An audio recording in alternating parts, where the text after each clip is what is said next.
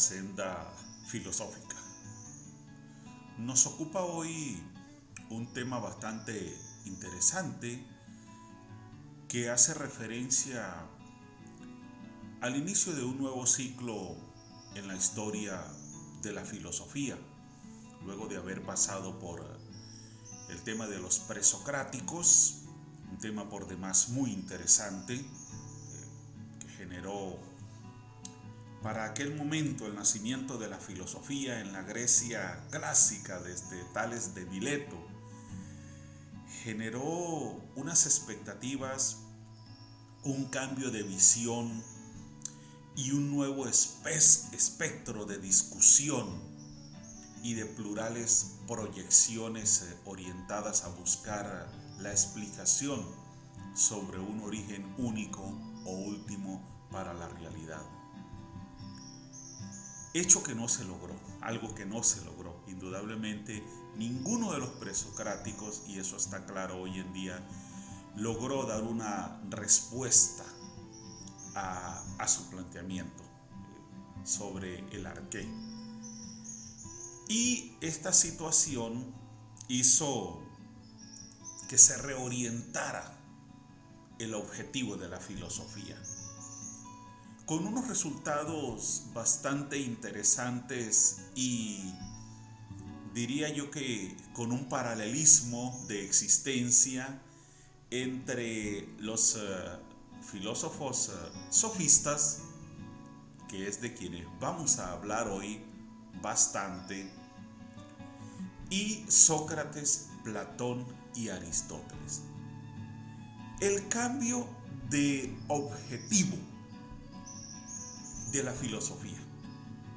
Se deja el cosmos, nos centramos en el hombre, nos centramos en la cultura, en la sociedad, en la civilización, en los aspectos morales, en los aspectos educativos.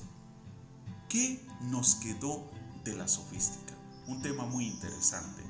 De esta manera les doy la bienvenida a Senda Filosófica, una vez más recordándoles que pensar bien no es un lujo, es una necesidad, y pidiéndoles que por favor, si usted es nuevo o usuario recurrente de nuestra Senda Filosófica, suscríbase al canal por favor. Para ustedes solamente un clic, un segundo. Para mí es demasiado importante ganar suscripciones como base, como argumento real para darle fuerza y continuidad a este interesante proyecto educativo. Así que de esta manera les doy nuevamente la bienvenida a Senda Filosófica y entro en materia con el tema que nos ocupa hoy, un tema por demás muy interesante: los sofistas. Veamos entonces qué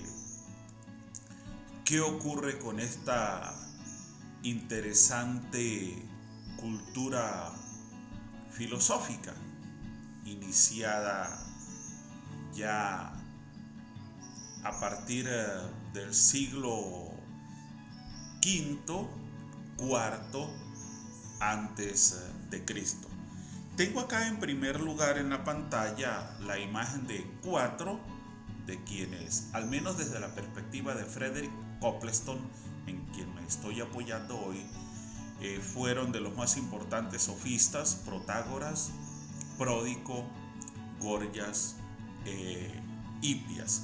Indudablemente cuando hablamos de sofistas, los más famosos son Protágoras y Gorgias. Los primeros filósofos griegos se habían ocupado principalmente del objeto y habían tratado de determinar el principio último de todas las cosas, pero acabaron por producir cierto escepticismo respecto a la posibilidad de lograr un conocimiento seguro de la naturaleza última del mundo. Los sistemas de filosofía propuestos hasta entonces se excluían los unos a los otros. Ciertamente, en las opuestas teorías había su parte de verdad, pero aún no había surgido ningún filósofo de talla bastante grande como para conciliar las antítesis en una síntesis superior de la que quedaran excluidos los errores y en la que se hiciese justicia a la verdad contenida en las doctrinas rivales. Este es la generalidad inicial que proyecta una realidad incuestionable sobre el tema de los sofistas. Muchas propuestas, pero ninguna de alguna forma totalmente convincente que nos llevara a algo definitivo. Y de muchas maneras lo que hacían todas estas propuestas era como chocar unas con otras.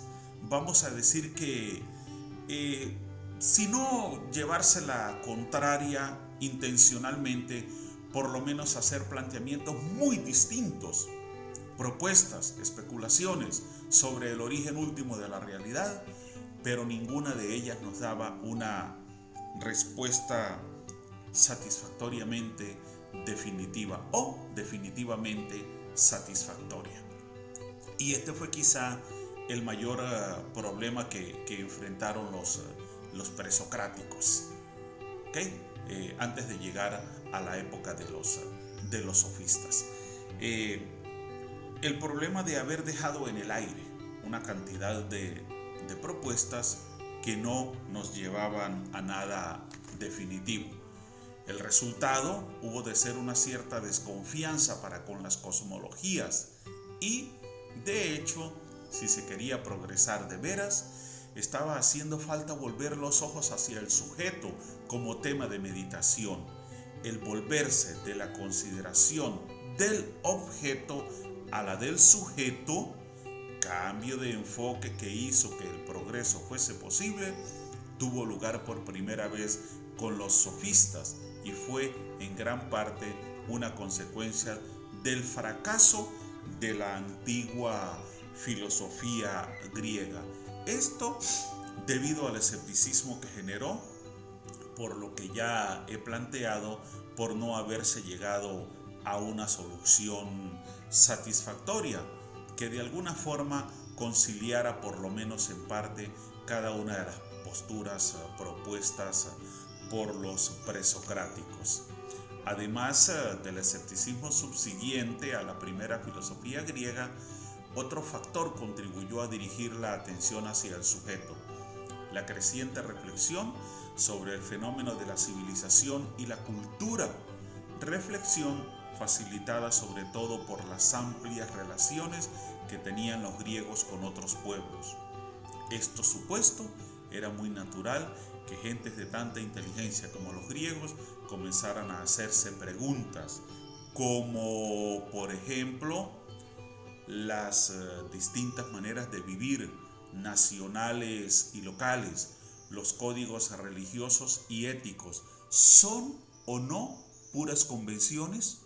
La cultura helénica, en cuanto diferente de las culturas no helénicas o bárbaras, ¿era cuestión de mero producto humano y por ende mutable, algo existente por imposición de la ley, o dependía de la naturaleza, era algo connatural a los griegos? ¿Debía ser tal cultura a una organización sagrada respaldada por la sanción divina? ¿O podía, por el contrario, cambiarse, modificarse, adaptarse y desarrollarse? Este planteamiento es extremadamente interesante porque es como, de alguna forma, buscar un argumento, una explicación, un justificativo, algo que diera cuenta de qué era o cuál era la razón de ser de la forma de vivir del momento de las sociedades en aquella época. Había una razón de tipo estrictamente religioso, de tipo ético, era algo convencional, era natural, tenía que ver con los dioses. Realmente surgen como un espectro de preguntas, pero démonos cuenta que ya no son preguntas orientadas hacia lo cosmológico, de dónde se originó el universo, cuál es su naturaleza, cuál es el elemento sobre el que subyace. Esto quedó atrás con los presocráticos. Los sofistas se centraron en el hombre como individuo, como colectividad, como sociedad. Y no se nos haría difícil en este momento pensar, como ya posteriormente se ha comprobado a través de miles de años, que indudablemente ese volcar la mirada hacia el hombre, hacia el individuo, en muchos aspectos iba a posibilitar ciertamente aún más el poder llegar a resultados mucho más concretos, mucho más tangibles, porque justamente el hombre como individualidad y como colectividad es una ontología, una realidad, una presencia, una materialidad que ciertamente puede ser objeto de estudio. El hombre en este caso no es una abstracción, una mera idea, como lo podría ser, por ejemplo, el tema de la justicia, del amor, de la verdad, de la conciencia, que son abstracciones, ideas tan prácticamente imposibles de definir en sí mismas. En el caso del hombre no. El hombre brinda una materia prima, vamos a decirlo de esta forma, prácticamente infinita como objeto de estudio. Correspondía al sofista la gran responsabilidad de responder a las preguntas que se planteaba en cuanto a ¿por qué se vive como se vive? ¿Por qué la religión? ¿Por qué la cultura? ¿Por qué la civilización? Pero había un elemento fundamental disponible, inmediato, susceptible de ser estudiado y analizado, y ese elemento era el individuo mismo, así como lo sigue siendo hoy en día. Así pues, la sofística se diferenció de la anterior filosofía griega por el objeto del que se ocupaba, a saber, el hombre, su civilización y sus costumbres. Trataba del microcosmos más bien que del macrocosmos. La sofística se diferenció también de la filosofía griega precedente en cuanto al método. Aunque el método de la vieja filosofía no excluyó en modo alguno la observación empírica, sin embargo, era característicamente deductivo. Una vez que el filósofo había establecido su principio general del mundo, su último principio constitutivo, no le quedaba otra cosa por hacer sino explicar conforme a aquella teoría los fenómenos concretos. Acá ya hay un segundo punto de diferenciación. El primer punto de diferenciación entre los presocráticos y los sofistas es que los presocráticos se ocuparon del cosmos, los sofistas del hombre. En segundo lugar, lo que estoy tratando acá, los presocráticos usaban un método deductivo, los sofistas usaban un método empírico inductivo. ¿Esto qué quiere decir? El presocrático especulaba, desarrollaba una teoría y la aplicaba como generalidad a todo. ¿Ok?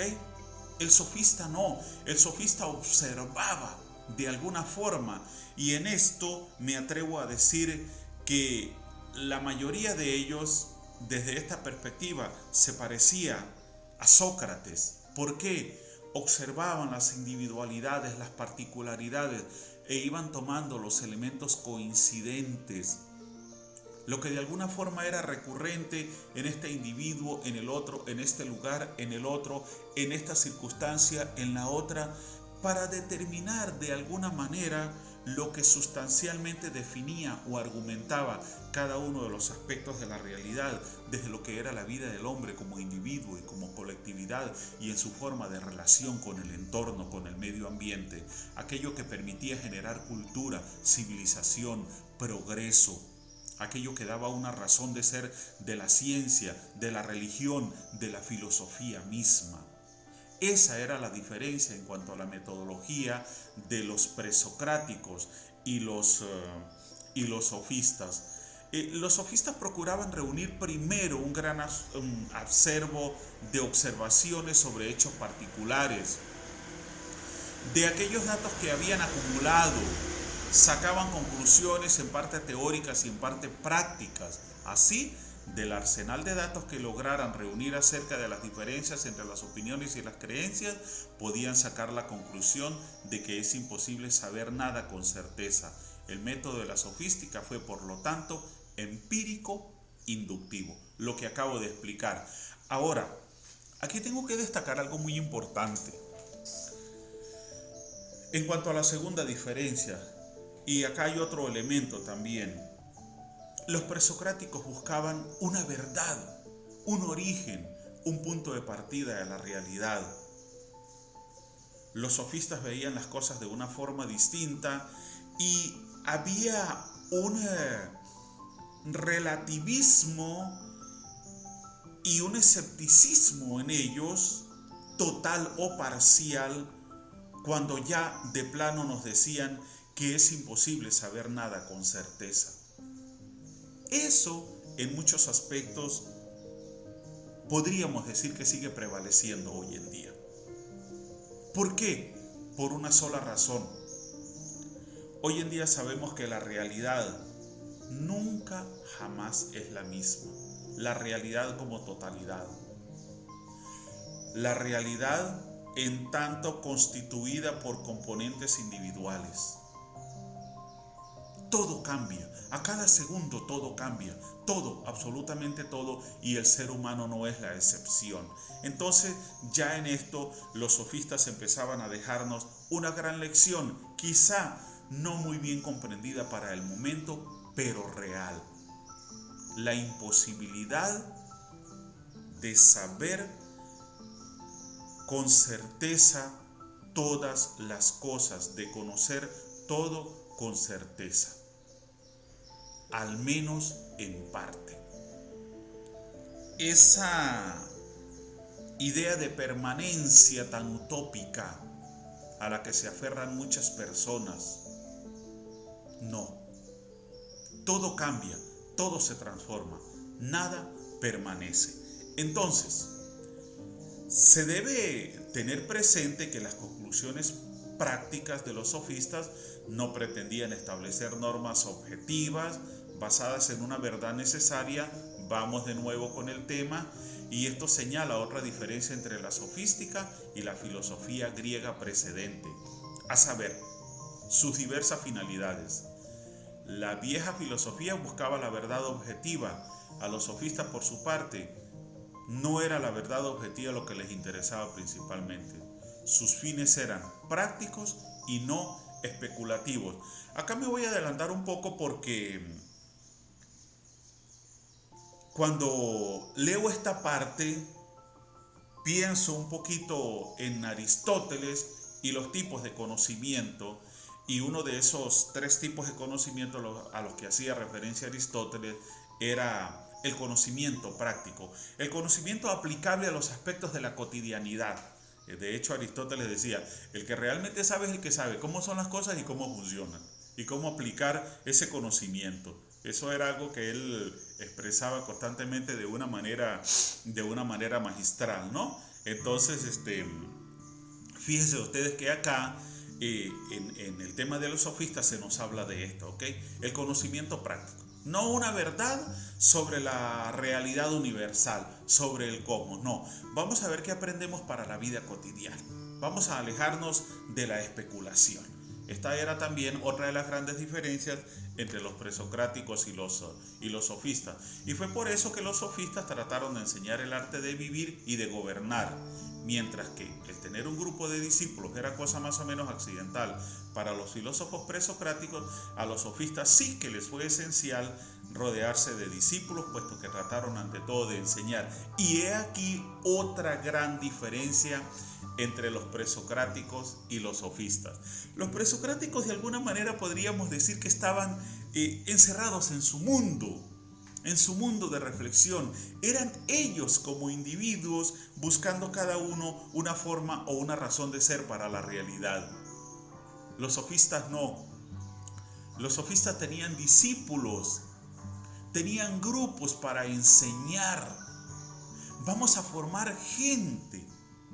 Vamos a darles un conocimiento práctico de aplicabilidad inmediata a los aspectos de la cotidianidad.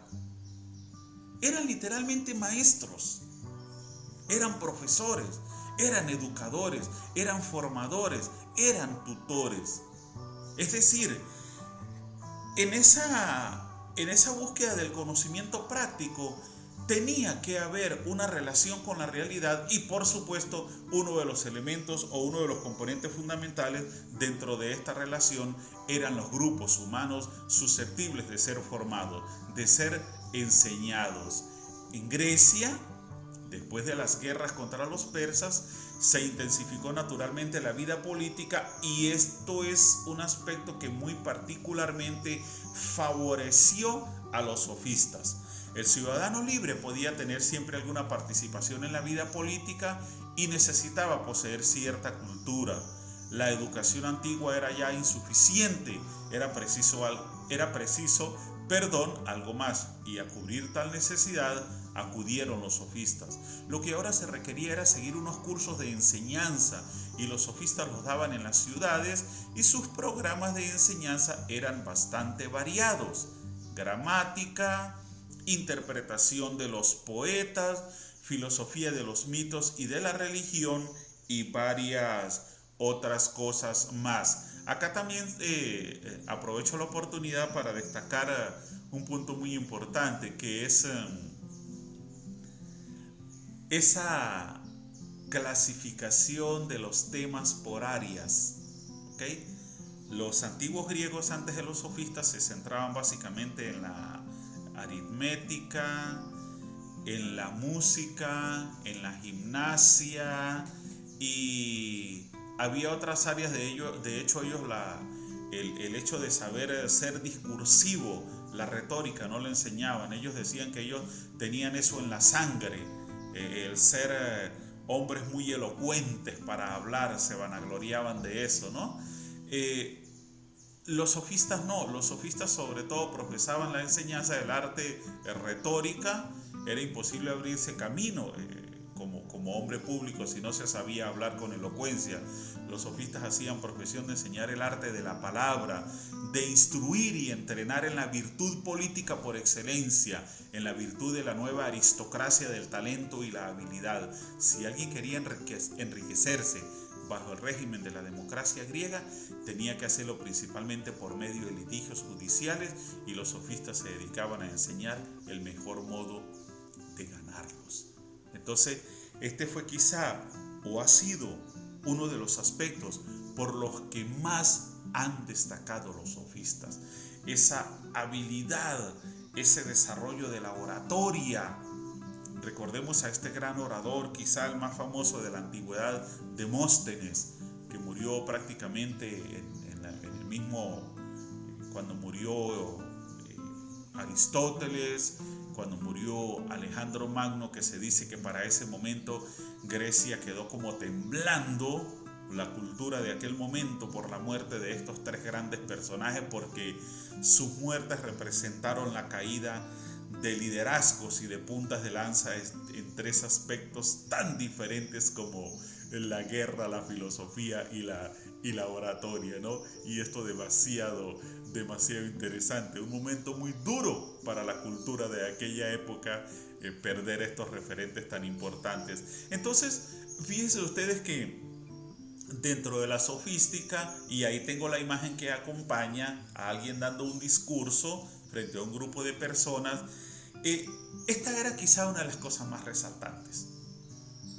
la oratoria, la elocuencia en el hablar, el saberse defender, litigar, argumentar delante de los demás. Algo que se convirtió en todo un arte con carácter de necesariedad y una gran utilidad. Es más, yo diría que prácticamente como requisito indispensable para quienes querían hacerse de un puesto relevante dentro de la vida pública, o por lo menos participar en los aspectos de la política en la Grecia de aquella época. Pero claro está que ello era fácil que equivaliese en la práctica al arte de enseñar a los hombres cómo conseguir que la causa injusta pareciese justa. Semejante proceder difería mucho, evidentemente, de la actitud de afanosa búsqueda de la verdad que había caracterizado a los antiguos filósofos. Y por aquí se explica el trato que recibieron los sofistas en manos de Platón. Los sofistas realizaban su tarea culturizante por medio de la educación de los jóvenes y dando lecciones públicas en las ciudades. Entonces, acá yo reafirmo esta idea de que para ellos no era mucho la verdad lo que importaba, no era la objetividad propia de los presocráticos. Para ellos era el arte de hablar bien hasta el punto de salir bien librado, sin importar que ello implicara apegarse o no a la verdad. Era el discurso, el bien hablar como herramienta para ganarlas, no para progresar necesariamente. Y esto también es muy importante de destacar, ¿no? Entonces, por tal motivo, los partidarios incondicionales de la tradición miraban a los sofistas con malos ojos, mientras que los jóvenes se declaraban de parte de ellos con todo entusiasmo. Pero lo que más atrajo la atención fueron sus tendencias escépticas, porque no ponían nada realmente nuevo ni sólido en lugar de las viejas convicciones que procuraban echar abajo. A esto podría añadirse el detalle de que exigían una remuneración, un salario, por las enseñanzas que impartían. Esta práctica legítima a Platón le parecía abominable. Y esta era una de las razones por las que lo criticaban, porque cobraban, exigían un pago por lo que enseñaban.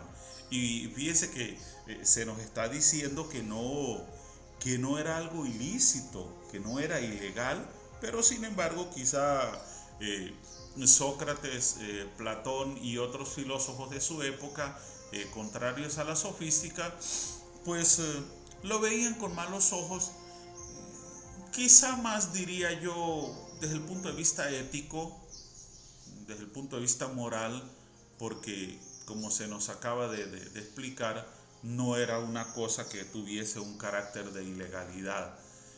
Queda claro que la sofística, volviendo la atención de los pensadores hacia el hombre mismo, hacia el sujeto pensante, sirvió de transición a la fase de las cimeras elucubraciones de Platón y Aristóteles, proporcionando un método de educación y de instrucción.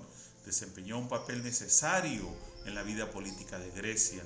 Hasta sus mismas propensiones al escepticismo y al relativismo contribuyeron a que se plantearan nuevos problemas, aunque la sofística fuese de por sí incapaz de darle solución.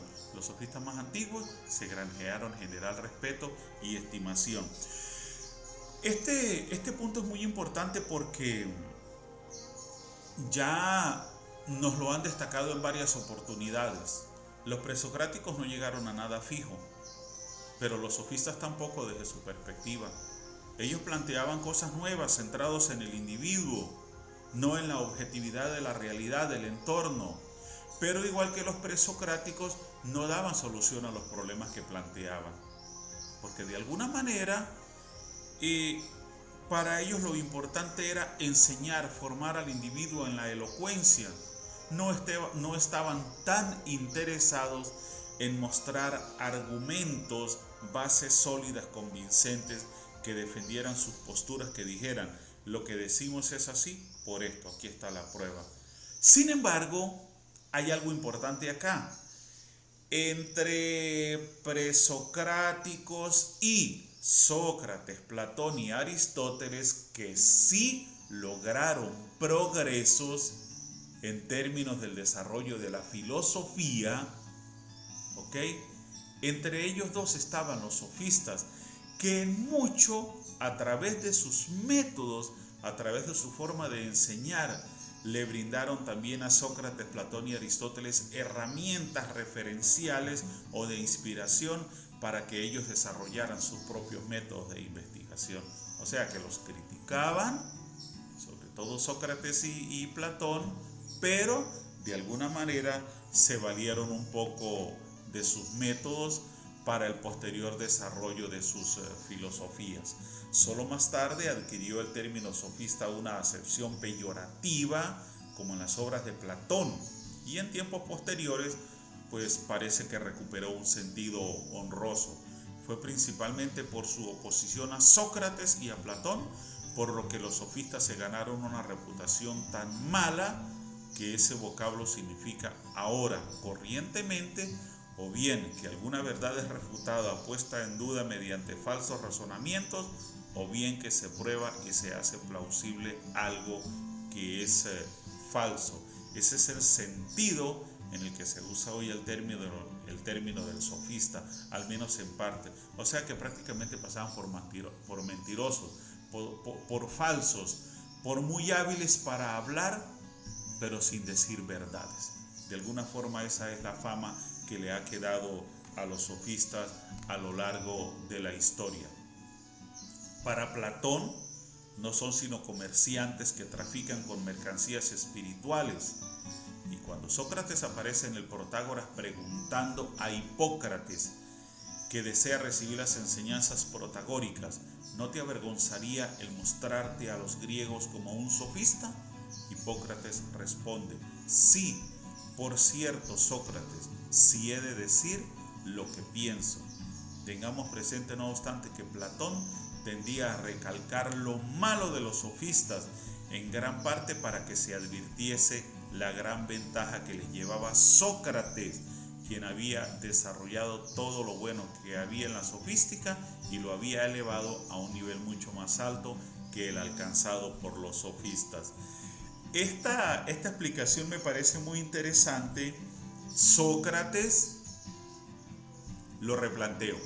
Platón denigrando de los sofistas, destacando a Sócrates, poniéndolo en ventaja, pero por el hecho de que Sócrates tomó las enseñanzas de los sofistas y las pulió y las desarrolló y las llevó a un nivel de mucho más progreso. Es decir, se basó en la filosofía sofística, en la postura de los sofistas, para mejorar esas ideas, para desarrollarlas, para elevarlas, hacerlas crecer. Y esto me recuerda un poquito a Leonardo da Vinci en la época del Renacimiento, porque de Da Vinci se habla mucho de sus inventos, ¿no? Y pues indudablemente un genio de una envergadura descomunal, uno de los verdaderos grandes genios en la historia de la humanidad. Y sin embargo, se ha descubierto que más allá de su incuestionable mérito en tantos campos del saber, Leonardo da Vinci, muchas de las cosas que presentó, o que por lo menos son conocidas como inventos suyos, fueron progresos logrados por él en base a invenciones hechas por otras personas con anterioridad, y que Leonardo da Vinci las mejoró y las llevó a un nivel prácticamente de perfección, vamos a decirlo, para ese momento, ¿no? Entonces esto lo recuerdo porque Platón denigraba de los sofistas y hablaba bien de Sócrates. Decía, mire, ellos decían las cosas de una manera, pero Sócrates las toma y las mejora, las hace crecer, les da una mayor sustancialidad, un mayor sentido, una mayor utilidad. Bien, hablemos ahora un poquito ya para cerrar sobre la sofística. Y este es un artículo de conclusión que encontré en el material referencial sobre el que me apoyo hoy para esta disertación. Como conclusión, conviene advertir otra vez que no hay motivos para achacar a los grandes sofistas la intención de dar al traste con la religión y la moral. Hombres de la talla de Protágoras y Gorgias no podían proponerse tal cosa. De hecho, los grandes sofistas ayudaron a que se concibiese una ley natural y tendieron a ampliar las miras del ciudadano griego corriente. Fueron, en la Hélade, una fuerza educadora. Al mismo tiempo, no deja de ser verdad que, de acuerdo con Protágoras, toda opinión es verdadera en algún sentido y toda opinión es falsa de acuerdo con Gorgias. Esta propensión a negarle a la verdad el carácter de objetividad absoluta lleva fácilmente a la consecuencia de que, en vez de tratar de convencer a alguien, el sofista procurará persuadirle o discutir con él.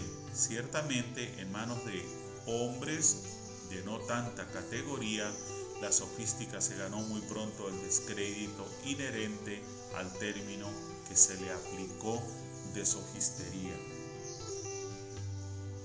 Yo voy a ser un poco atrevido acá, pero voy a exponer de manera muy clara lo que me viene a la mente al leer esta parte, y lo voy a expresar tal como lo siento. Fíjense ustedes que acá se nos deja muy claro que de alguna manera el descrédito de los sofistas no partía sustancialmente de la forma como enseñaban o planteaban sus ideas hombres de tanto nivel como Protágoras y Gorgias. Y se nos habla de un aspecto muy particular. No había una intención de destruir la religión y la moral existentes. Esto fue malinterpretado. Desde Protágoras y Gorgias, así como de los otros grandes sofistas, no existía esta intencionalidad de decir vamos a derrumbar los sistemas, las creencias, los conocimientos que hay y tome, quédense con esto. No, lo importante en ellos era esa idea de la relatividad, de cierto escepticismo necesarios para profundizar aún más en la búsqueda del conocimiento, y como para no creer que lo aprendido era un punto final, como lo expresaría posteriormente Sócrates, incluso en relación al tema de la escritura, ¿no? O sea, no nos fosilicemos.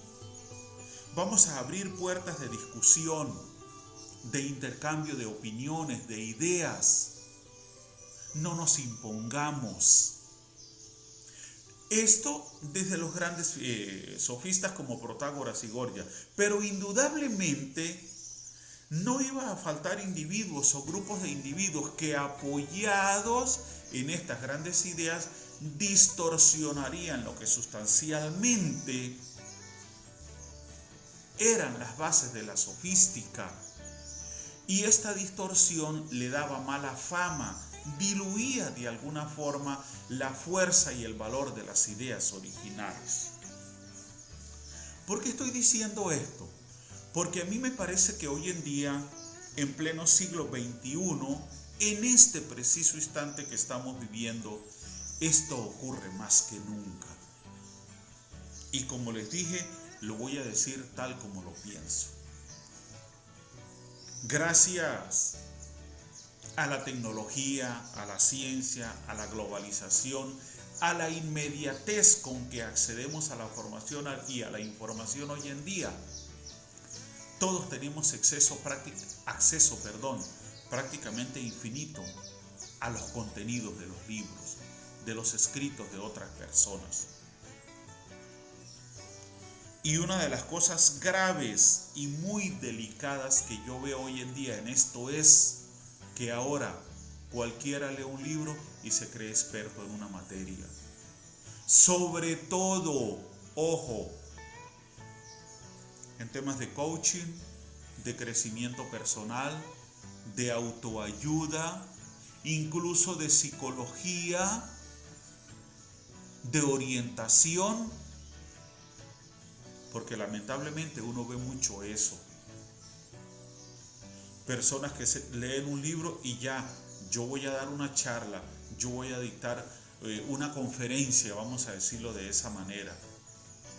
Y lamentablemente todavía, y eso nunca va a dejar de pasar, hay gente que piensa que todo se logra hablando bonito. Y como yo lo he dicho en varias oportunidades, hablar bonito lo puede hacer cualquiera.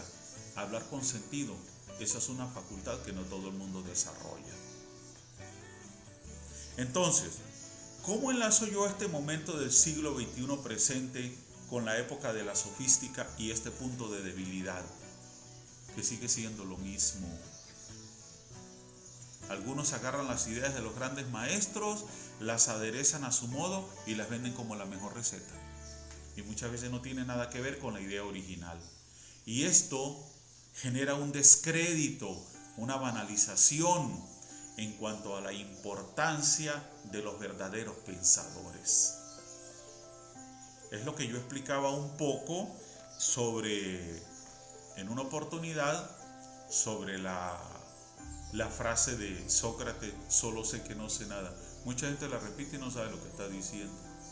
Muchísima gente, incluso gente muy preparada, muy estudiada. Yo ya he refutado a varios por eso. Con mucho respeto, por supuesto, pero lo he hecho. Porque no es repetir como el loro ni decir cosas que suenen bonitas. Ok, para cerrar.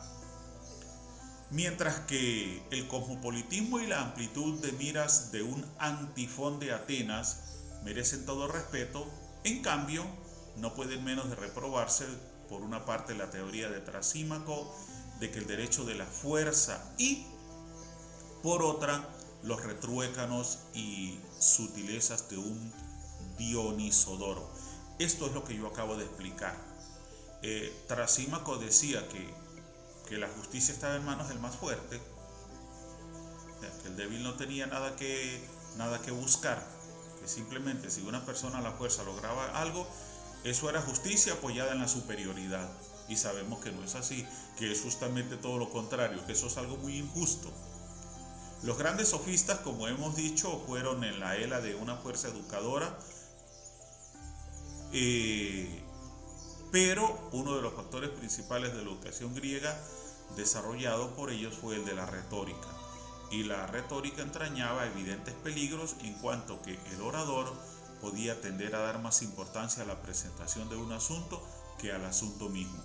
Ya lo expliqué.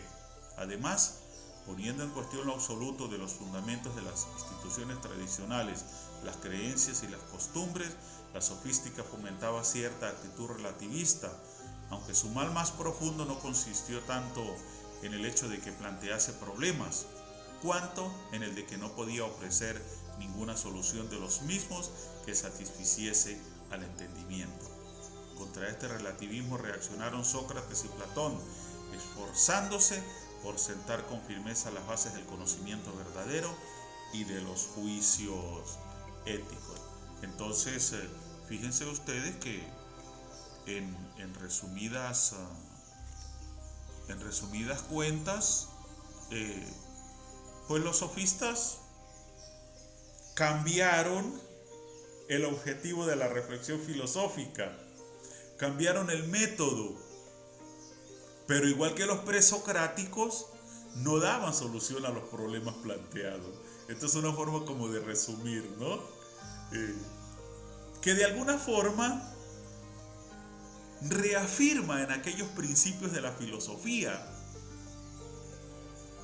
lo que es la filosofía en sí misma. Una propuesta permanente de reflexión, de debate, de diálogo. Y que, como muy bien lo hemos planteado desde la perspectiva de Bertrand Russell, de Karl Jaspers, incluso Karl Popper, lo recuerdo en este momento, no hay respuestas definitivas en la filosofía, nunca ha sido esa la intención. La filosofía es un estado de reflexión permanente, de propuesta permanente de conciliación entre las ideas de los hombres, pero hay que lograr progreso.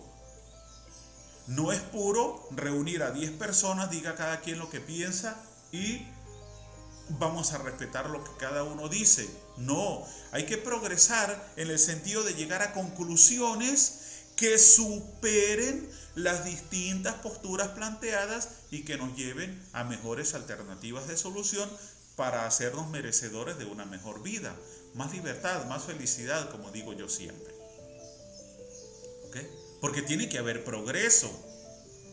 No es un bamboleo de ideas, de respetar ideas porque sí, porque hay que respetar. No, ¿Qué aporta cada una de esas ideas desde su propia postura? ¿Y cómo podemos conciliarlas todas para generar una nueva idea que supere a todas las existentes y nos permita avanzar? Y esto es muy importante destacarlo, porque si no, no hay filosofía, si no, no hay raciocinio.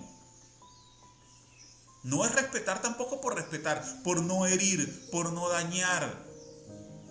No, no se trata de eso. Entonces, esta fue quizá, como lo acabo de expresar, una de las debilidades de la sofística. Planteaban problemas pero no los resolvían tampoco. Sin embargo, fíjense que como elemento de transición sirvió de inspiración para el desarrollo de los posteriores métodos de Sócrates, Platón y Aristóteles. Muy interesante este tema, quería tratarlo hoy, así como generalidad, porque en la forma como estoy desarrollando ahorita la historia de la filosofía, todos son generalidades. Ya posteriormente empezaremos a entrar en materia, en mayor profundidad en cada uno de los aspectos con respecto a las distintas épocas y los representantes, las ideologías de la filosofía, porque indudablemente hay que hacerlo. Pero las disertaciones que hice en estas semanas anteriores sobre filosofía y educación fueron un preámbulo a algo que voy a seguir haciendo a partir de ahora en senda filosófica. Me voy a dedicar una semana a la historia de la filosofía y otra semana a tratar temas así un poquito polémicos, de interés, para que ustedes en los cuadros de diálogo hablen, opinen, fijen posturas, para que tengan una mayor participación, por favor, y me den luces para orientar el hilo conductor de las futuras disertaciones. Hay 3 conceptos como preámbulo para la semana que viene. Hay 3 conceptos que prácticamente son, vamos a decir, imposibles de definir de una manera satisfactoria, puntual, de decir esto es, y que hasta ahora no han recibido una respuesta única, lineal, que satisfaga todas las expectativas, valga la redundancia de la idea y de la expresividad. ¿Qué es la verdad? ¿Qué es la conciencia? ¿Qué es la filosofía? Hay tantas explicaciones para estos 3 conceptos como individuos, colectivos, culturas, civilizaciones y épocas.